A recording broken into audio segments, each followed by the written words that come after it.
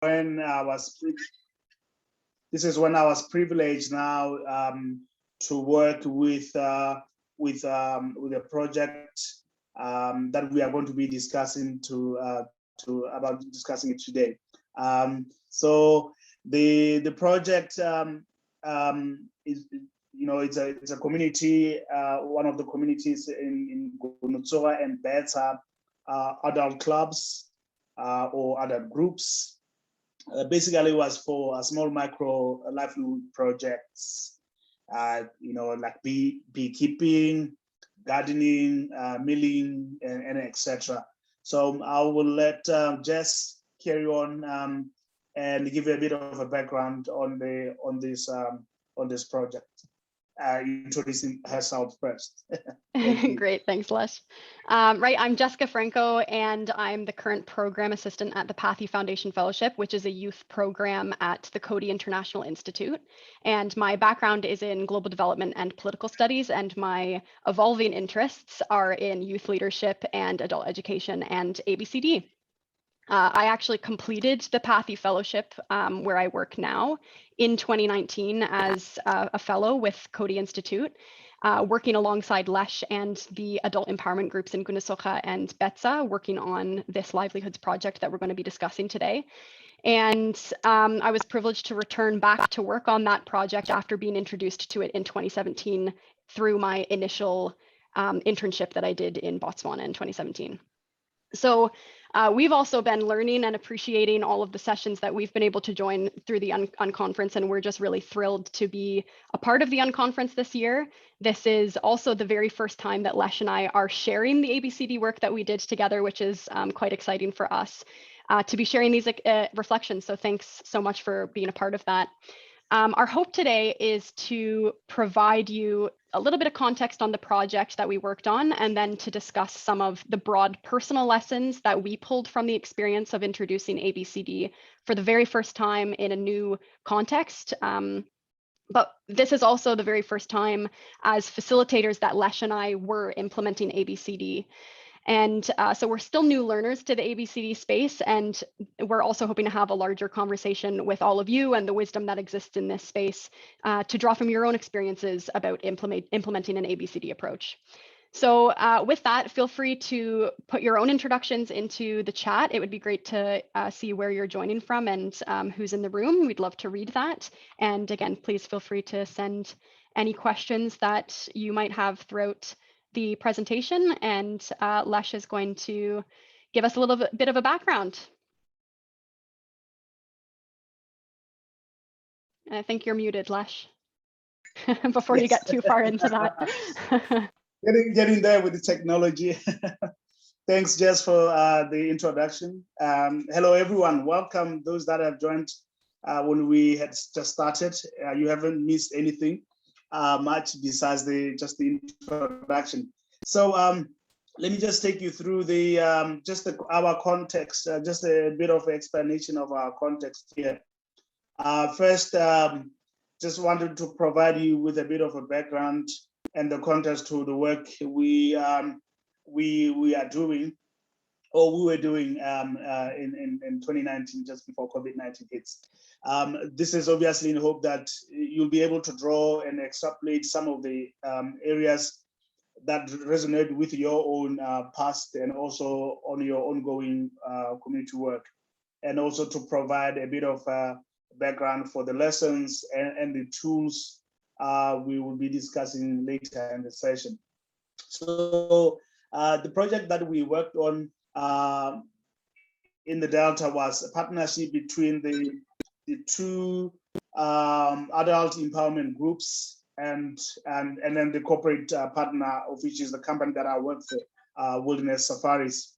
And then here, Wilderness Safaris, as I said, is an ecotourism operator in Botswana, and has the belief that in order for sustainable business model, it needs to incorporate some sort of a social impact into the operation. So this is how Wilderness started to engage itself and begin to work with the local communities. that are adjacent to where it operates, the lodges and the operations. So this is by means of either formal engagement, formal meaning that the wilderness safaris will lease some wildlife management areas from this, and or informal, just by virtue of these communities close by. So so the tourism industry in Botswana, we realized for many years on a larger scale, still fails to address the livelihoods development at a community level, and oftentimes does not really translate into sustainable economic gain in those local communities. So there was a need and still a need for the livelihood development in this area. So community development and engagement at wilderness for the livelihood development and to support economic activity in the Delta region became something that needed to happen. So the project was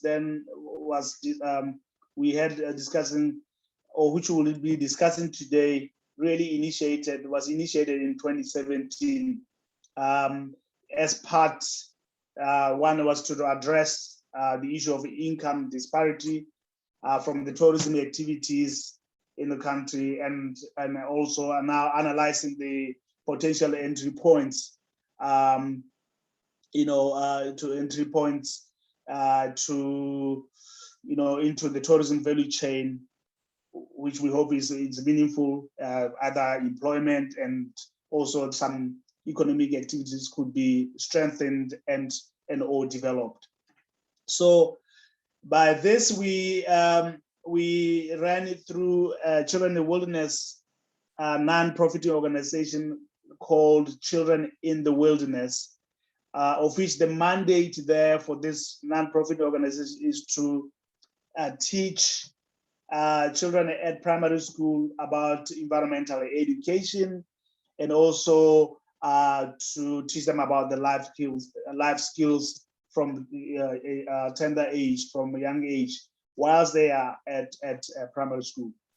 So Children in the Wilderness, through its enablers model, then offered a platform for the parents in the community, offered a platform for community members to invest their time and skills into the community. And then this enables communities that make the learning environment at the school more conducive. So this could be either the parents themselves sharing the skills, or whether it's giving a bit of history on the area, a bit of the vegetation in the area to the schools or to these children, or either by supplying school uniform, or other by supplying water and etc. So mostly these groups were women-led. So the women will spend, because often traditionally ladies in Botswana are, especially the community, are left. The ones are at the household, and the men will go out and do outside activities. So it was the women that really ran and started these activities. So in the community of Gunutsuga and Besa, so these adults, especially women, showed interest in getting involved through the work of Children in the Wilderness projects, and they then started their own enabling projects to address the livelihoods in their community. So during this process, the conversation were had with adult communities members, and including the teachers, and also wilderness safaris, so that the adults groups could now start adding value to children in the wilderness program. So, and then at the same time, creating economic activities of some sort for themselves. So these adult empowerment groups then with the help of Wilderness Safaris, underwent some numerous training and received, in return, received supplies and resources from Wilderness Safari in order to start now to launch their own project. So we will talk some more of that as we explain it a bit later. But Jess, would you then take over and share with the team on the Okavango Livelihood project? Thank you everyone for listening thus far. Thanks, Lesh. Right, so Lesh just mentioned the name Okavango Livelihoods Project, and that's what the name of this initiative was. It's a community-based project which aims to, as Lesh said, broaden meaningful, sustainable livelihoods opportunities within the tourism value chain in the Okavango Delta Panhandle region of northwestern Botswana. And so it was initiated and went through that process of initiation, as Lesh just gave an overview of, in 2017. I'm going to fast forward to 2019, and over those 2 years of the project's first 2 years of being implemented, it had undergone significant challenges. The relationship between the adult empowerment groups and with Wilderness Safaris had become very tense. There was lots of unresolved conflict and miscommunications on the roles and the expectations and the activities that were meant to be undertaken. The project had become stagnant. There wasn't really any kind of income generation coming from the project after 2 years of attempting to build the project up. And so there was a lot of conflict that arose out of broken promises on both sides and a misunderstanding of the roles and expectations of the project. But at the end of that, after 2 years of having all of these challenges and having this conflict arise and grow, what remained consistent was that both sides, both Wilderness Safaris and both of the adult empowerment groups, still held to that core value of wanting to improve community life, and they both still wanted this project to succeed. So again, fast forwarding into 2019, Lesh and some colleagues at Wilderness and myself and members from the community groups, as well as some various other stakeholders and people who were interested in supporting the project, we came together in Maun, which is a central town outside of the Panhandle region in Botswana. We came together in September 2019 to hold a meeting to discuss what the project's future could look like. If we all still wanted this to be something that could be successful, what was happening that was creating this conflict? Why had it become stagnant? What approach was not working? And so from here, the adult empowerment groups, Lesh and his colleagues at Wilderness and myself, talked through what ABCD was and decided to use this as an opportunity to introduce and to attempt ABCD in this context. And so the main goals of introducing ABCD was to address the challenges that both of the adult empowerment groups and as well as Wilderness had articulated in those first conversations. It was really about mediating conflict and creating space for more mutually beneficial relationships to form. And it was also about increasing community agency and dismantling those power dynamics that were present between Wilderness and the community groups, and to really increase community ownership over the project, and to look at the current top-down model of development that was the current approach of the project, and to try and understand why that wasn't working and to try and replace it with an ABCD approach. So from September 2019 to March 2020, when unfortunately a lot of our project work was halted due to COVID-19, we started the process of introducing ABCD and of practicing ABCD as a community. And so we learned a lot through that process. There were so many beautiful moments and also some forward failings in that process. Mm-hmm. But before we get into those lessons learned, Lesh is also going to give just a brief overview and walk us through the core principles and values of ABCD that guided our work through this process. You're muted again, Lesh. I'll get used to it. Hello. Thanks, Jess, for that. So here I'm going to give just a bit of a frame, picture frame, so that we can then get into the discussion as we go. So lesson learned here, this is what we're going to share, that our work there really encompasses elements of all the principles and values of ABCD. But also we wanted to highlight these. There are 4 of them that we would like to, 4 of those values that we would like to share, because they were specifically, prominent in our project. So we'll start off with the gifts and assets. As you know, everyone has a gift. Respecting and evaluating individual for their experiences or talents and wisdom and skills, and also just exploring and uncovering assets, all together. The second one was the relationship building in a community, which is very fundamental, building sustainable communities, in building sustainable communities.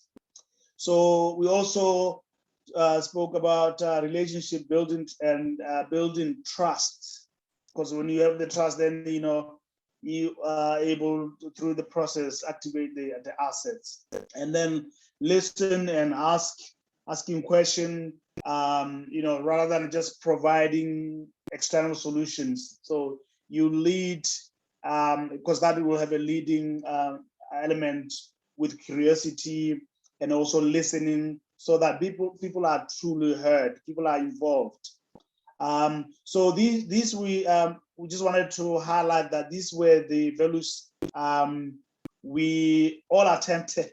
As you know, the attempted is the key word here, because we are the first timers in this. So we attempted to practice as we stumble through the using the ABCD tool for the very first time. So now we are going to go over some of these, the main takeaways from our work in the Delta. So our intention is to provide as much stories, and hopefully some of the lessons that we learned you can take, and hopefully that they will be applicable to the work that you guys are doing. Thank you, Jess. You wanna take it over, please? Yeah, great. Thanks, Lesh. And our first lesson that we wanted to discuss specifically about introducing ABCD is that you can choose to live ABCD in your approach, and you have to choose to live ABCD in your approach. So when we introduced ABCD to the groups in Gunasocha and Betsa, and also even in our preliminary discussions with Wilderness Safaris too, we used a tool called Appreciative Interviewing. And so the first question in our circle in the very first meetings that we had was, what do you love about this project? And before I go any further with what the answers were to that question and continue with that story, I wanted to first bring up this lesson that we wanted to share, which is related to so many of those ABCD principles and values that Les just mentioned. And so the lesson here is that living ABCD principles is an active, ongoing, and dedicated choice. In every interaction in community, we all have that choice as facilitators of an ABCD process to use and model and share and incorporate an ABCD approach. So, for example, asking, what do you love about this project, felt fundamentally different to us than asking, what is wrong here? Why isn't this working? What have the challenges been over the last 2 years? What do you need? And so choosing to live ABCD throughout this entire process and being reflective in ourselves of how we were making that choice and how we were incorporating these principles into all of the intention of the time that we were spending together with the community groups was a really important lesson that we reflected on. So the second lesson, and continuing with that story of what happened when we asked, what do you love about what's happening in this project? The answer to this question, shockingly, because of course this is the first time that we're trying to use an ABCD approach, so we expected some really positive things to come out of that question.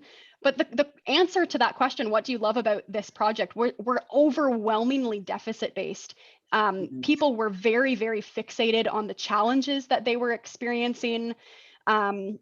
The groups mentioned, the challenges that they were facing specifically in their partnership, and alluded to a lot of that conflict that existed. even down to the technical aspects of the livelihoods work that they were doing in, technical aspects of beekeeping or milling or these other activities that they were undertaking, right down to conflict, human-wildlife conflict with elephants in the area. So I never actually got an answer to that question, what do you love about this project, until much later on in the process when we were using ABCD. And so what we wanted to share here was that it's really, really important when that happens to listen and persist through that deficit-based response to introducing ABCD. Because for us, what we learned is that using an ABCD approach doesn't mean negating or ignoring the very real challenges or needs that people are facing. People need to feel heard, they need to feel valued, and they need to have a safe space to be able to discuss their challenges in a constructive way. And when introducing ABCD in a new context, especially in a context like the one that we were working in, where there's historically been a very strong emphasis on traditional top-down development and reliance on international aid, reliance on financial assistance and government assistance, all of those things translate into a really deeply ingrained, or rather really deeply ingrained dependency mindset and also dependency-based structures. So switching from that deficit-based thinking into asset-based thinking takes a lot of time. And so telling people that their needs don't matter would be missing a really valuable opportunity to actively listen to community members, and telling people, if we had gone in and said, that's, you're not answering our question, what we asked was what you love about the project, not the challenges that you're facing, it would have been very, very counterproductive. And it also would have worked against the trust that we were attempting to rebuild in the relationships. So it's imperative that we ensure that we allow communities to talk about their challenges and needs, and trust that that ABCD mindset shift is going to happen, and also understand and be patient that it doesn't happen overnight. So the third lesson kind of on this general topic of introducing ABCD is related to how you introduce ABCD. And when we were talking about asset-based community-driven development with the groups, we wanted to be as transparent as possible in introducing this new concept. We wanted to encourage as much leadership from the community groups as possible. We wanted to make sure that we were moving beyond kind of informing or consulting and right into kind of very real participation. And for us, what that meant was a real core value that we had was being transparent through everything, and an inclusion from all aspects of all of everything. So we needed to be on the same baseline of understanding of what ABCD was. So when we introduced ABCD, we wanted to be transparent, and because we wanted to be as transparent as possible, we ended up using ABCD by its name and calling it asset-based community-driven development. We got caught up in a lot of the jargon, sharing a lot of the jargon of community development and on what ABCD is.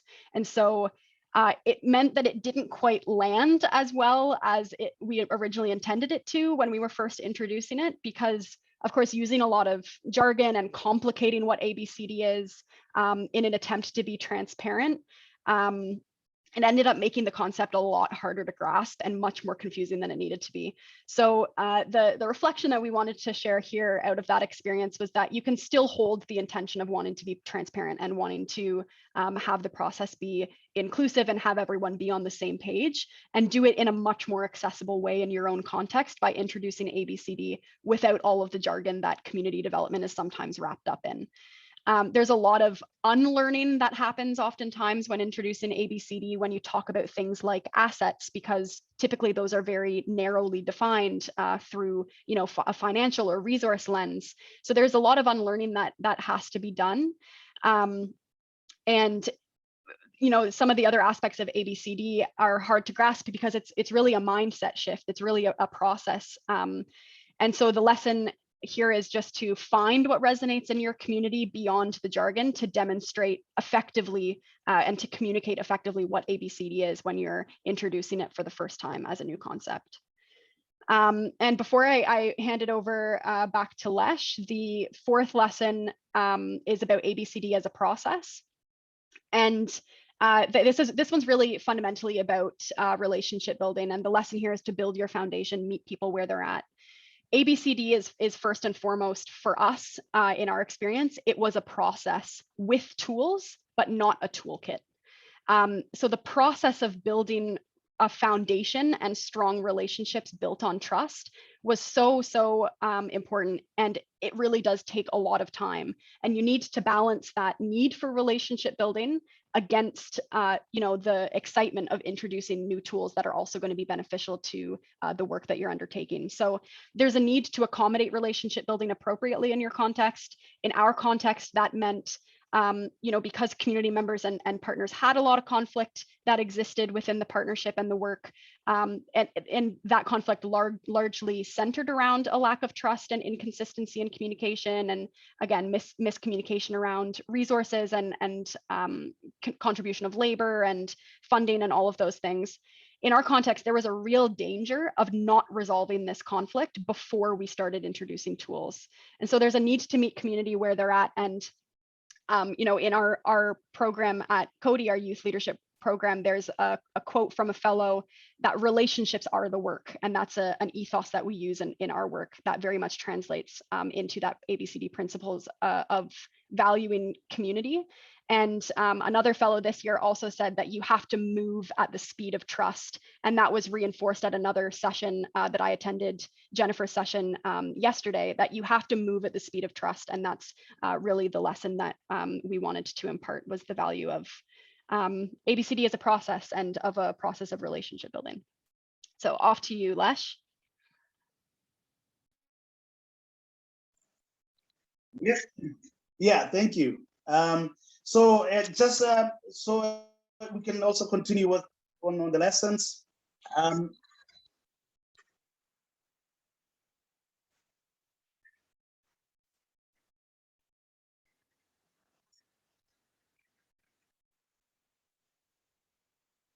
you hear me?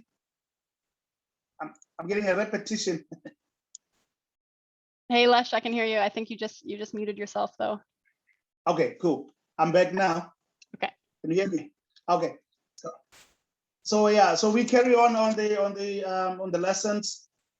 As Jess has said, there's a danger of not resolving conflict. So this very next one here, it talks about that involvement of multiple stakeholder in our case, in our context, that it was the two adult empowerment groups and their corporate partner Wilderness Safaris, which we saw that it was very important and imperative that everybody engages in the ABCD process, because we believe that engaging all the stakeholders in the process only encourages the learning and unlearning, as we dub it, unlearning that that the needs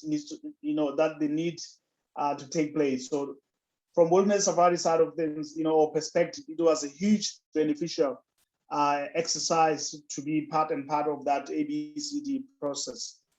To be alongside the adult empowerment groups, because it only enabled, made the opportunity for us to see how we could now, going forward, to approach the development that was undermining the community agency, and also the danger of eventually having no ownership altogether. So it was imperative that we were part and parcel of that process, and then having everybody involved also provide on opportunities for meaningful relationship building, and provide common language and also the framework to hold each other accountable, and knowing who does what. So, and also to support each other.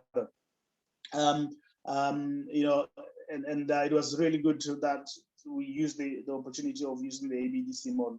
For example, when we speak about unlearning some of the issues, I want to share a story here that one of my colleagues, Sam, he's been working for Wilderness for decades in the community development area, and he has been using always use harsh words, like you are lazy, you are dependent, you always asking for handouts. But in his context, all he was trying to do was to try and motivate the community members, of which it was completely wrong, opposite. So now the community felt, that they were, they internalized the process or the language that was used, and then they were discouraged, they were distressed, they felt like they were also their lowest, their level of self-esteem was lowered. So through this process and during this process, when we had that discussion about the labels and that, Sam came out and said, he acknowledges that for all this time, he recognized that it was he was using wrong labels, and it then turned to be counterproductive to the to build the relationship and achieving the common goal and the project that he intended to. So it's very important to have everybody involved in the learning of ABDC approaches, because it only again encourages a more broader acceptance, and then now we can shift towards ABCD. And then the other lesson that we learned there was that when you begin to introduce ABCD tool, and here I'm talking about the leaky bucket, as well as the labels and language that we use, and then also we also talked about community 1 and community 2. We did this in a number of ways. We provided breakaway rooms where people can discuss there and come and share. We had instructions for the tools and activities that we also translated everything into the local language in Setswana, so that the community members can grasp and understand and bring this understanding to their level, because some of the activity members, they have their literacy level is very low in those communities. So these examples that we used, we had teams of people translating various level of communication. So it was very good to have that incorporated in the discussion. And we adapted the tools, for example, community 1 and community 2, like I said, where the community members or the groups, wrote for themselves. They wrote what was in the area. So it translated to their own case studies, that resonates with their the groups and the context, of the Delta, not bringing some foreign, topic, but we made sure that it was home, and so that they can contextualize it and made it even more relevant as possible. And then the last one, but not least, we finally then wanted to share this process that, having left the project halfway or midway, we were very sad that, we anticipated that, the process or the learning that the group have done through the elementary of ABCD will be lost because of COVID-19. However, it is good to report that, after 18 months of COVID-19, and more so that in Botswana, we still have a SOE, state of emergency. The worry that we have had has come as positive now, that it's good to share that the group members themselves, especially the ones at Betsa, have come out on their own, unprompted, went ahead and secured a partnership with one of the brewers here in Maun, so that they are able to supply some goods and services for that. And also in their plots, in the area where they have the facility, for the last 2 years, they've had the material to fence off the property. But, you know, I was there a couple of weeks ago and I found out they are already doing the work themselves and to put up the fence around it. So this really hit home when I went there to check out to see that they are acknowledging and taking the practice of ABCD into action. So it was good to see those. So that is why we want to pinpoint to say, let the process take its course. Let the process, you know, advance itself. And it's testament with these two examples that I just shared that eventually ABCD process will work. Jess, thank you very much, everyone. Thanks, Lesh. Great. So we hope that some of that was helpful. And if it wasn't, now's your chance to shine and let us know what your own lessons are in your context. And we would love to hear your thoughts and reflections on lessons that you've maybe learned through using an ABCD approach or some tools or mindset in your life and work. So we're going to split you out into breakout rooms now, and there's a link that I just sent to the chat to a Jamboard. So if everyone can join that Jamboard link, we're going to break you out into breakout rooms with the question, what lessons have you learned through using an ABCD approach, principles, or tools in your work and life? And on that Jamboard, it's going to be a collective Jamboard, so people can just discuss and add all on that same Jamboard, and we'll discuss what comes out from your breakout rooms afterwards. So I'm going to create those rooms now. And give me a second there. Perfect. And those are open, and we'll see you back here in about 10 or 12 minutes.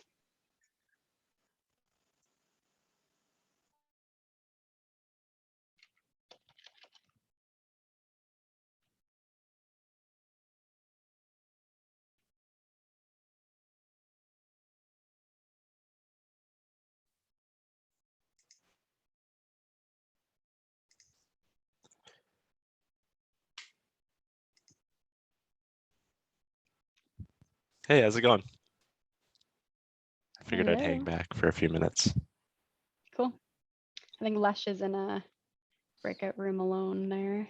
Great. I'll go join shortly. Okay. I just figured I'd pop by. Cool. Thanks.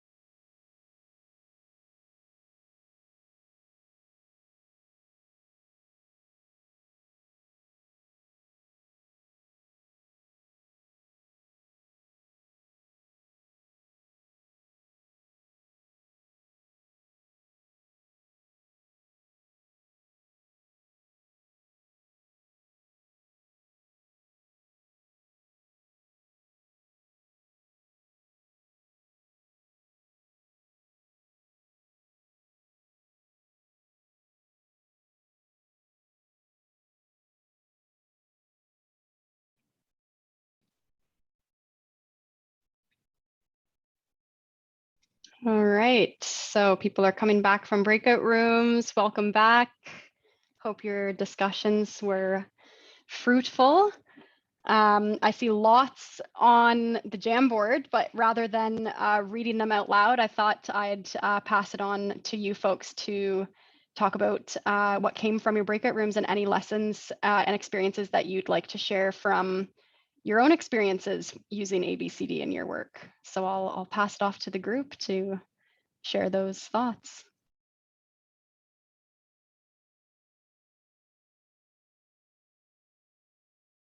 Oops, didn't mean to do that, meant to mute myself.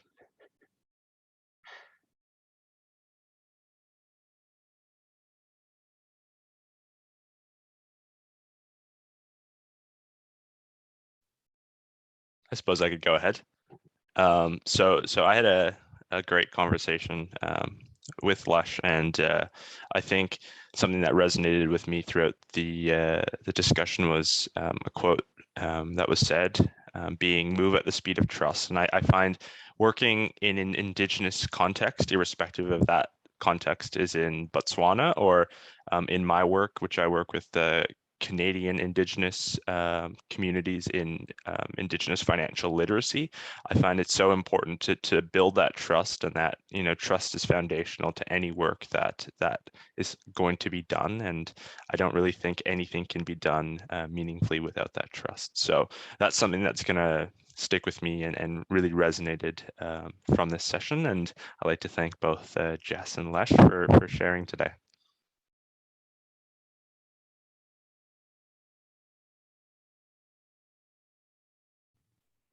Hi, I'm Joe, and I would like just ditto that. We talked about how that was kind of like aha moment kind of idea of it takes a long time to nurture that trust, and so you can't push it, you can't force it, and sometimes you just got to stick in there and maintain sort of this momentum kind of going, and some approaches. And then also having people together that are strong and understand kind of what you're trying to do, that you're partnering with and collaborating with, so that you're not always trying to, educate people along the way. You just have a core group that get what you're trying to do. I think was something that came up for us that we talked about a little bit. So anyway, I've spoken.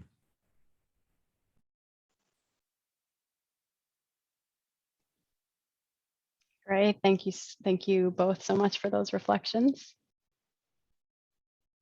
And I think you're right, Joe. You can't force it. You can't force anything to happen, really. You're at the mercy of the speed that community wants to move at, and so that's an important reflection as well. That you have to. And I think someone wrote that actually. Go with the pace of community. It's at the speed of trust, but it's also at the pace that the community wants as well. Any other reflections or thoughts that folks would like to throw out here in plenary? I think something that stuck with me that Joe said in our conversation was just talk to everybody. And I think that can never be overlooked, of talk to everybody, anybody that you can, and just ask questions. So I think that really stuck with me from our conversation as well. Yeah, I love that. Well, we talk so much about associational networks in ABCD, and we forget how those networks form, and that networking and building one-on-one relationships and actually just showing an interest in people is a huge part of that networking process and of building formal relationships in a community. Great, so we have 2 minutes left. Oh, Adam, were you going to say something? I saw your mouth open there. It was just a very general reflection that I've just so appreciated this session. So thank you so much to both of you, Jess and Lesh. And my conversation with Ritu and Vicky in our breakout was really terrific. And I particularly appreciated that Joe ended with "I have spoken." I learned that from my convening work with Craig Neal and Patricia Neal up in Minnesota. I love that. I thought maybe it was a reference to Mandalorian, but that's just because I see everything through Star Wars. Yeah, it's just a way to say I'm complete. The next person can kind of take a pause and go. So it's a good practice just to. Yeah, that's a great facilitation tool. I love that.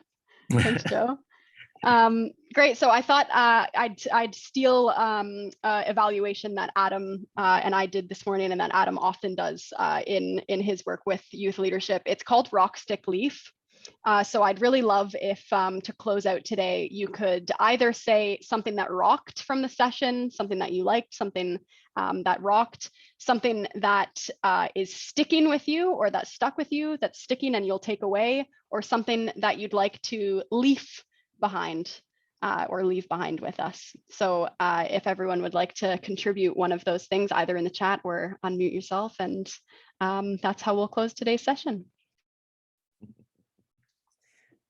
It's funny.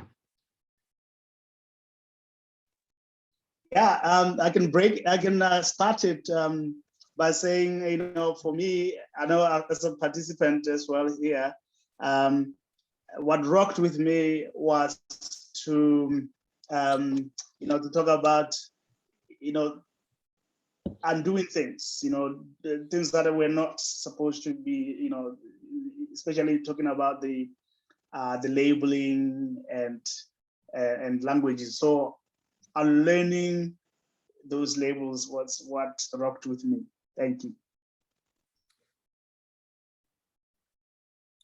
Hi, I'm Joe, and this is what rocked with me is just a conversation with Hannah, just that connection that you feel like that I had with her, just to have a conversation about something that we're interested in. So that rocked.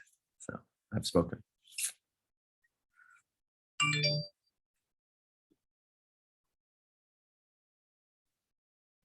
I'm probably just going to repeat myself in what stuck, but I think, you know, oftentimes that, you know, we have an idea of what the goal is and how community operates, but I think the succinct understanding of moving at the speed of trust and measuring outcomes rather in terms of the trust that you've created in place of any metrics. I think that's the most important metric. And in terms of like a jargon speak, like if you're looking at key performance indicators, whatever that is, and whatever you want that to be, I think trust is the ultimate indicator in working with communities. So, you know, it's not often very quantifiable, but you know when it exists. So thank you very much. And I have spoken. Cool. Thanks. Fantastic. Great. Well, we're 2 minutes past the hour, and I want to be appreciative of everyone's time to get to other lovely sessions that are taking place. So what I'm leafing behind with all of you is huge appreciation to you all for engaging in today's session and for bringing your own lessons and for coming to hear some reflections that Lesh and I consolidated from our experience, and your generosity of your time and of your gentleness with these two very new practitioners of ABCD. So thank you all so much for your time and for being here, and enjoy the rest of the unconference. I think I'm supposed to get a group shot, so I'm going to pause the recording here. I'll stop the recording.